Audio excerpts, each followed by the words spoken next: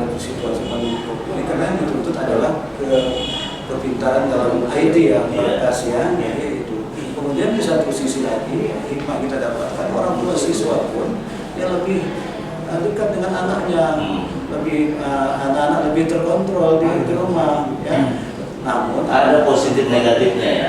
Sebelum lanjut nonton video ini, jangan lupa tekan tombol subscribe, nyalain loncengnya, like, dan share ke teman-teman. Selamat pagi, salam delegasi dimanapun Anda berada, para pemirsa sekalian. Pada saat ini saya Ardiansyah Tanjung selaku pimpinan delegasi media podcast sedang berkunjung dan bersilaturahmi di kantor Dinas Pendidikan Kota Medan. Sudah berhadir pada saat ini, kita silaturahmi dan bincang-bincang santai duduk bareng delegasi bersama Bapak Kadis Pendidikan, yaitu Bapak Adlan. Selamat pagi Pak. Pagi. Didampingi Pak Supri Harahap selaku Kasih Kurikulum Dinas Pendidikan Kota Medan. Selamat pagi Pak. Sahabat delegasi sekalian, bahwa kita tahu pada saat ini di era pandemi banyak hal yang sangat ketergantungan, baik itu siswa, baik itu para guru dalam mengelola dan menata sistem pembelajaran. Mungkin beberapa hal yang bisa kita coba minta tanggapan sedikit dari Pak Adlan selaku Kepala Dinas Pendidikan Kota Medan.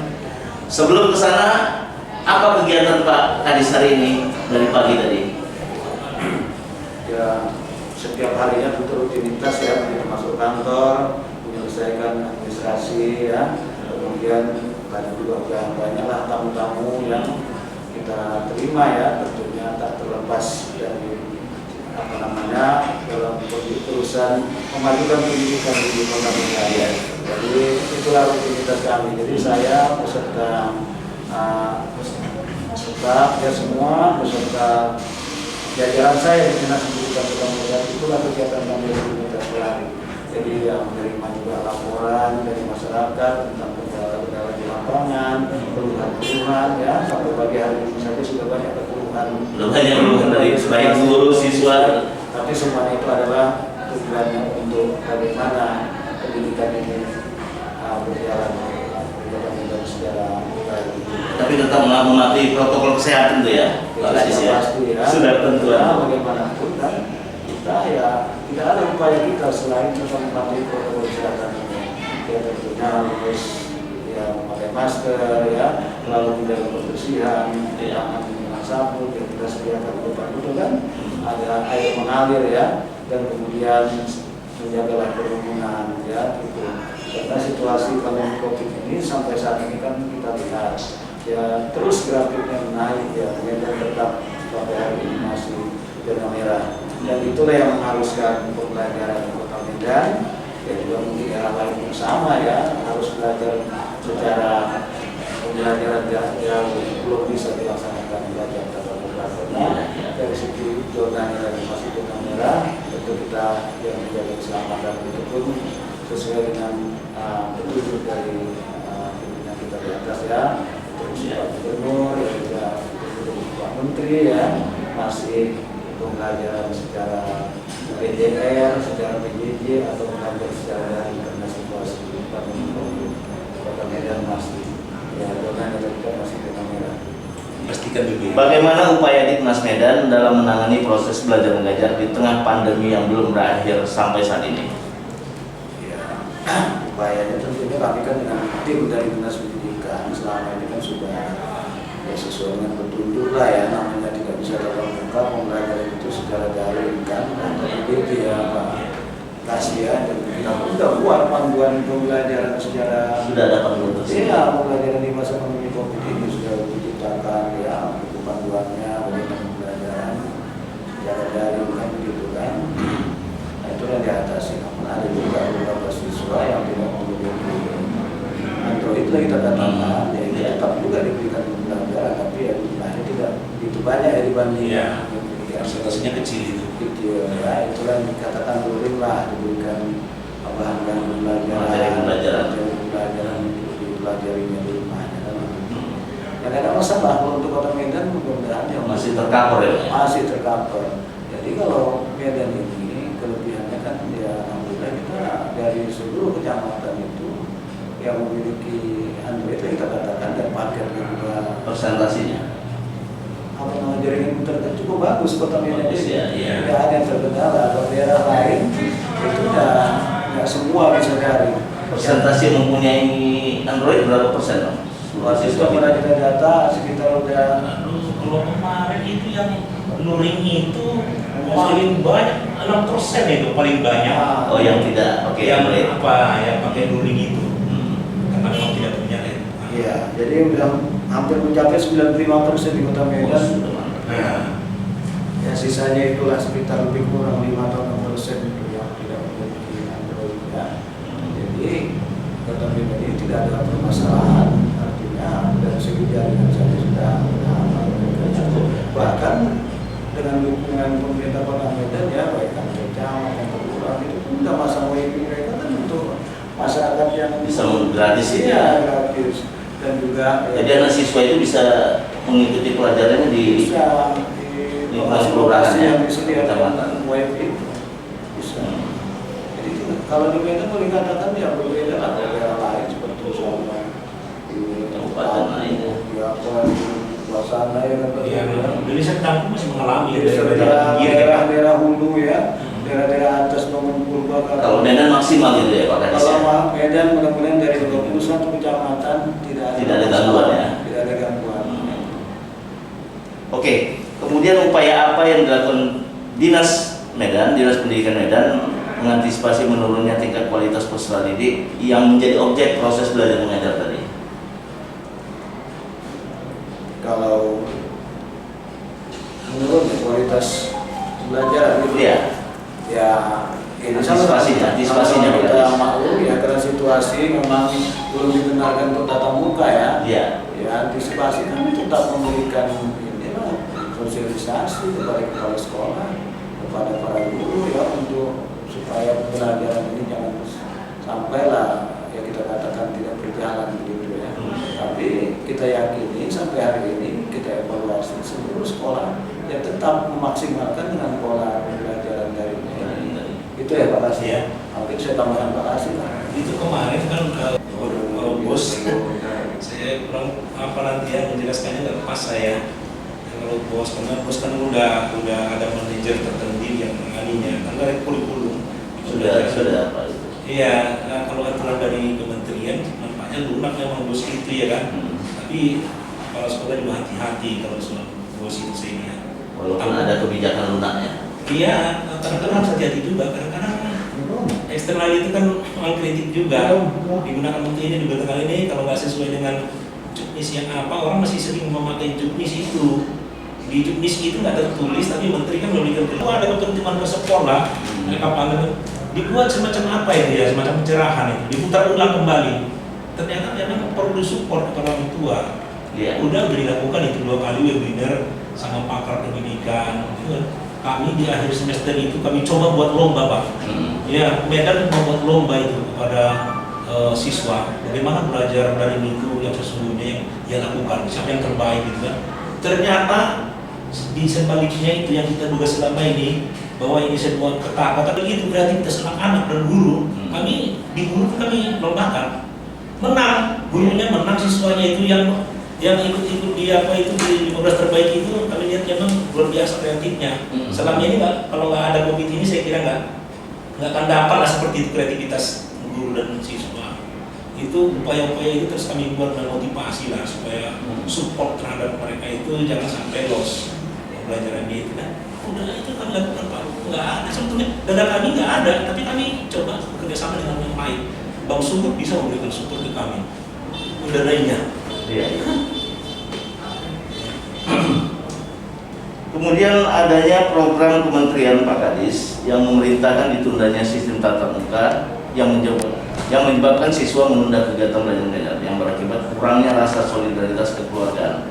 Apakah ada modul-modul ataupun program-program yang bisa mensinergikan saling membangun silaturahmi antar siswa dan antar gurunya? Karena mungkin ada juga siswa yang belum pernah jumpa gurunya. Ya, Mungkin ada solusi cara lain yang bisa diapakan atau ada memang dilakukan pertemuan skala waktu tertentu gitu Yang pertama kemarin itu ketika bagi rapor semester ganjil, itu kan terpaksa memanggil orang tua. Di situ ketemu. Tapi kan dari kami sudah ada wanti-wanti dari awal, tolong dibuat SIM. Jangan sekali panggil. Karena kalau begitu rame-rame, sekolah kami pun terus langsung didatangi wartawan. Terus langsung wartawan tahu kalau rame-rame. Jadi pembagian rapor itu dibuat secara SIM. Di situlah kesempatan wali kelas memberi pencerahan kepada orang tua siswa. Itu yang paling kami kelas 7 itu kalau sebelum pembagian rapor itu belum pernah jumpa kelas 7 kelas 1-nya ya kan, tapi itu sudah dilakukan ketika semester ganjil kemarin itu secara SIM bergantian diatur jamnya yang sekian nomor sekian sampai sekian itu orang tuanya datang bersama anaknya. Nah itu kesempatannya. Kemudian dalam hal penggunaan dana BOS, kebijakan apa yang dilakukan kementerian yang dampaknya dapat dirasakan peserta didik dan para guru dalam meningkatkan mutu dan kualitas siswa? Kalau BOS, saya kurang nanti ya menjelaskannya nggak pas saya. Kalau BOS, karena BOS kan udah ada manajer tertentu yang menanganinya, karena ada kurikulum Sudah apa? Iya, kalau aturan dari kementerian nampaknya lunak memang BOS itu ya kan. Tapi kepala sekolah juga hati-hati kalau soal BOS itu saya lihat. Walaupun ada kebijakan lunaknya. Iya, kadang-kadang harus hati-hati juga. Kadang-kadang eksternal itu kan memang kritik juga. Digunakan untuk ini, digunakan ini kalau nggak sesuai dengan juknis yang orang masih sering memakai juknis itu. Di juknis itu nggak tertulis, tapi menteri kan memberikan kelunakan kemarin ya kan. Itu kadang-kadang kepala sekolah hati-hati. Toleransinya ada, nggak mau sebebas-bebasnya karena mereka juga sering nanti nyangkut di LSM, nyangkut di wartawan, ya kan? Pertanyakan, hati-hati walaupun ada kelunakan itu dari kementerian. Ini menghadapi UN Pak, atau kelulusan dan kenaikan kelas untuk para siswa. Apa ukuran dan serata penilaian guru atas siswa yang menghadapi ujian dan dasar penilaiannya? Karena siswa ini kan nggak pernah ketemu sama guru, dengan bayi daring aja. Nah, apa ukuran sistemnya? Apakah hanya penilaian itu? Masalah perilaku siswa itu bagaimana juga? Apakah mempunyai penilaian tersendiri? Kalau UN sudah dihapuskan Atau ujian kelulusan kenaikan kelas? UN hapus, kenaikan kelas kelulusan juga ada aturannya dari kementerian. Ada surat edaran menteri nomor 1 tahun 2021 yang kembali ke seperti yang kemarin itu, segala portofolio tugas-tugas yang selama yang mengikuti dari itu menjadi sumber penilaian. Ya, kalau soal perilaku sebenarnya Bapak bilang tadi itu dibuat sebagai persyaratan minimal harus berperilaku baik. Itu kenyataannya di situ. Kalau sikap dan perilaku anak harus memiliki perilaku baik minimal. Di bawah baik itu bisa tidak lulus. Sekolah disuruh membuat aturan kelulusannya, tapi aturan dari kementerian ada baru sudah terbit surat edaran menteri nomor 1 tahun 2021 mengatur tentang itu, tentang kelulusan kenaikan kelas terkait kenaikan kelas, tugas-tugas apa? Tugas-tugas selama dari ini, ya kan, tugas gurunya, ulangan harian, UTS, ulangan tengah semester, itu berjalan Pak kalau penilaiannya. Karena kami kemarin begitu masuk ke semester genap, kami sampaikan kepada kepala sekolah melalui 2 kali kesempatan PKS bersama kerja kepala sekolah, harus dipastikan ada kontrak belajarnya dengan siswa. Buat kontrak belajar, jangan sepahati dia hadir, dia katakan kan kalau di Google Form itu dia cek dia hadir, tapi dia bisa tidak mengikuti. Tidak berada di tempat. Jadi pastikan kalau dia HP-nya aktif tapi orangnya nggak aktif. Orangnya nggak ikuti, itu dapat ditemukan sistem ganjil. Makanya. Karena kan sistem yang dilaksanakan sistem Zoom Pak ya. Iya, ada yang Zoom, tapi Google Form lebih banyak. Google Form. Google Meeting banyak menggunakan itu. Itu lebih murah itu. Oh iya. Kalau Zoom mahal Pak. Iya. Kalau Google itu tadi lebih murah dia. Dengan biaya. Bisa juga di situ absensi. Iya. Itu. Hadirnya. Itu yang sering menyingkirkan anak. Makanya di semester genap ini kami mau semua sekolah membuat semacam kontrak belajarnya. Atur. Itu yang saya katakan tadi, ulangan harian, ulangan tengah semester, ulangan semester itu mesti, itu wajib. Jadi panduannya itu tetap ada dipegang oleh siswa. Ya, apa itu tadi untuk belajar itu dibuat oleh siswa, ditandatangani siswa, orang tua siswa lah, bukan siswanya tandatangani. Itu yang kami sampaikan ke orang tua, ditandatangani oleh wali kelasnya, kemudian ditandatangani orang tuanya. Jangan nanti belakangan nanti begitu kenaikan kelas di semester ke-6 itu nanti ribut. Ya itu yang mungkin awal-awal kami wanti-wanti, Bang. Terkait dengan adanya program belajar daring ini, apakah Dinas Pendidikan Medan atau Pemko Medan dalam hal ini ada memberikan bantuan berupa paket data mahasiswa, Pak? Kalau paket data kan kementerian kita kemarin tidak kurang yang dari pemerintah itu. Karena itu langsung Dapoli pendataannya. Begitu ada anak yang tidak mampu dipakai data itu melalui data Dapoli itu harus masukkan. Jadi data Dapoli itu masih dipegang oleh kementerian. Nah, ada pusat Dapoli di kementerian itu. Jadi datanya harus masuk melalui itu. Jadi dengan adanya bantuan yang kemarin itu diberikan oleh kementerian, kami merasa bahwa siswa kami tidak mengalami lagi kekurangan itu kan, dan cukup. Yang tidak ada sekolah memang betul-betul anak yang tidak mampu. Tahunya itu orang itu gurunya, guru mapel ya kan, yang tahu itu di kelas. Jadi makanya pendatanya harus melalui Dapoli. Dapoli itu terpusat. Kementerian memberikan bantuan itu harus melalui pendataan Dapoli. Itu enggak ada persoalan lah Pak, saya kira. Kalau masih ada yang mengaku orang tua tidak paket datanya, itu salahnya di orang tua itu. Kenapa enggak di sekolah? Enggak seberapa banyak kok sebetulnya jumlahnya di sekolah itu yang kurang paket itu melalui data Dapoli tercover sebetulnya. Kami nggak perlu lagi membuat tambahan itu. Oke sahabat delegasi sekalian, bahwa pada saat ini kita masih berada di Dinas Pendidikan Kota Medan bersama dengan Pak Adlan, Kepala Dinas Pendidikan Kota Medan. Kemudian Pak Kadis, saat ini kita sedang dihadapi situasi transisi, menghadapi bagaimana kesiapan Dinas Pendidikan Kota Medan dalam mensinergikan visi misi wali kota terpilih guna meningkatkan dan memberhasilkan program Pemko Medan ke depan, Pak Kadis. Ya tentunya kami selalu yang ingin apalah ya kita katakan bagaimana visi-visi kepala daerah kita, tentunya itulah yang akan kita jalankan di lapangan ya. Karena kan tentu setiap kepala daerah punya visi-misi ya yang akan dilakukan daerah yang dipimpinnya, termasuknya adalah Kota Medan, khususnya juga di bidang pendidikan. Ya kami siap untuk menyikapi visi-misi yang akan pimpinan kita sampaikan nanti bagaimana di lapangan. Kemudian adanya informasi bahwa di beberapa sekolah ada pejabat rangkap jabatan dan hal ini merupakan pembiaran atau upaya Dinas untuk memberi kewenangan dengan mengangkat pejabat penitip atas kekosongan tersebut. Solusi apa yang dilakukan oleh Pemko Medan bahwa memang itu ada ya Pak ya? Ya itu kan berasal dari Permendikbud nomor 6 tahun 2018 ya Pak Supaya, yang pada prinsipnya setiap mengangkat kepala sekolah itu adalah yang harus sudah lebih dahulu mengikuti diklat calon kepala sekolah yang belum bisa ya? Belum bisa. Jadi memang di situ keterikatannya.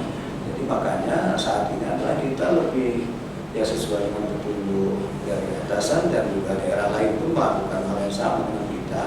Jika ada kepala yang prinsip tentu bisa dirangkap jabatan sementara karena kepala yang merangkap itu sudah memiliki pendidikan MUKS ya Pak Sofi, nomor unik kepala sekolah. Nomor unik kepala sekolah itu dia dapatkan melalui caket ataupun penguatan kepala sekolah. Oh gitu ya. Nah, jadi ada dasarnya. Bukan bisa kita langsung mengambil kebijakan tersendiri ya tanpa ada proses itu ya. Sampai hari ini kita juga ya tentu mengikuti aturan. harus mengikuti aturan ke Permendikbud nomor 6 tahun 2018. Oke, kemudian Bobi Nasution Aulia Rahman adalah wali kota terpilih. Sejauh mana kesiapan jajaran pendidikan nasional Kota Medan dalam mensiasati program unggulan visi misi sektor pendidikan?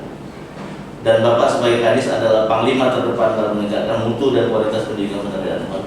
Pemikiran Bapak gimana? Ya, tentu kita menyambut pimpinan kita yang akan memimpin Kota Medan, dan kami jajaran dinas pendidikan tentu ya kita katakan sangat siap lah untuk memadukan pendidikan sesuai dengan visi-visi pimpinan kita wali kota dan wali kota yang akan dilantik.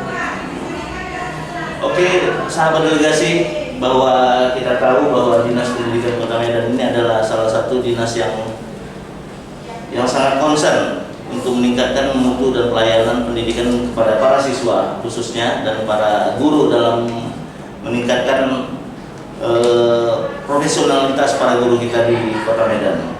Mungkin Pak Wali, mohon maaf, Pak Kadis bisa memberikan closing statement terkait dengan pertemuan kita dalam acara bincang santai delegasi bersama dengan Kepala Dinas Pendidikan Kota Medan. Silakan, Pak Kadis.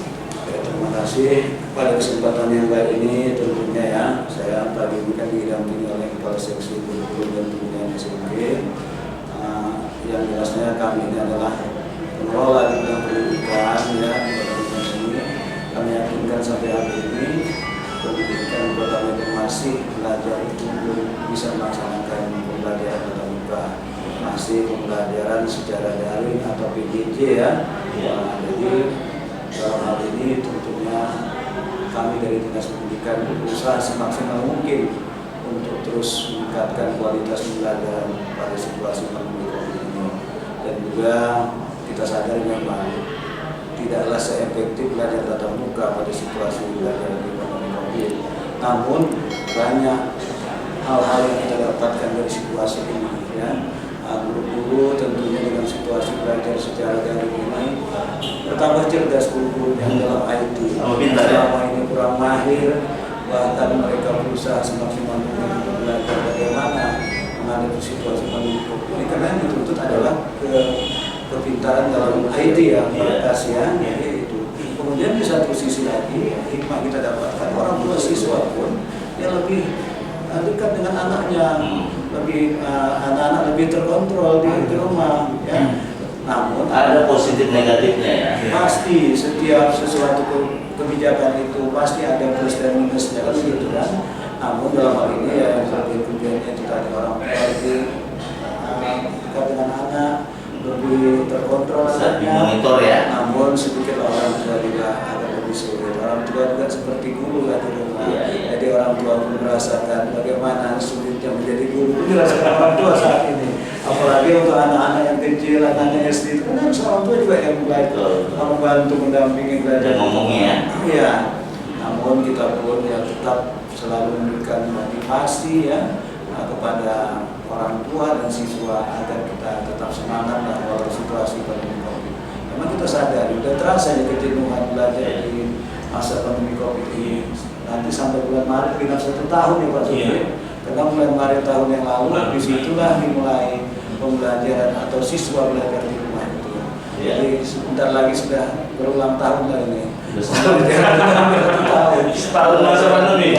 Namun pembelajaran secara proses pembelajaran, administrasi pembelajaran mudah-mudahan tidak ada kendala lah. Walaupun dari belajarnya situasi di pandemi COVID, belajar secara daring, proses pembelajaran tetap berjalan. Siswa-siswa tetap dilayani pembelajaran oleh bapak dan ibu gurunya, proses administrasi sekolah tetap berjalan. Dan kita bersama-sama kita lihat belajar terus, kemudian waktunya mengevaluasi pembelajaran juga dijalankan, bagi rapor juga dilaksanakan. Jadi tidak ada kendala. Hanya saja pola pembelajarannya yang berbeda. Selama ini tatap muka di sekolah, ya, dan saat era baru pendidikan ya. Di saat pandemi COVID belajar dilaksanakan di rumah. Guru memberikan bahan pembelajaran secara online, memberikan secara teknologi saat ini gitu. Jadi tidak ada. Namun di balik ini tadi kan seperti yang saya katakan, banyak hikmah yang didapatkan. Guru yang ada sehingga meningkat kecerdasannya. Tapi gitu kan, anak-anak didik kita lebih terjaga di rumah, orang tua pun lebih dekat dengan anaknya, bahkan orang tua pun ya banyak orang tua yang pintar seperti guru yang mengajari anaknya.